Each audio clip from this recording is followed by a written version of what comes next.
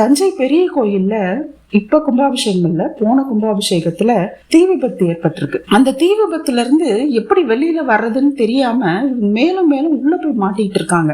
அப்ப பாருங்க, பச்சை புடவை கட்டிய அம்மா என்ன நீங்க இந்த பக்கம் இப்படி நிக்கிறீங்க, வாங்க அப்படின்னு சொல்லி இவங்க ஃபேமிலிய கூட்டிட்டு போய் கருவூரார் சன்னதி வரைக்கும் விட்டுட்டு போனாங்களாம். இது நடந்து 2 நாள் கழிச்சு பங்காரம்மா இவங்க கனவுல இவ்வளவு பெரிய விஷயம் நடந்திருக்கு, இப்ப கூட என்ன நீ பார்க்க மாட்டியா அப்படின்னு கனவுல சொல்லி, இவங்க புள்ள கனவுல சொல்லி, அதுக்கப்புறம் அம்மாவை போய் பார்த்து நீ போட்டிருந்த $1 உன்னை காப்பாற்ற முடிஞ்சது அப்படின்னு அம்மா சொல்லியிருக்காங்க.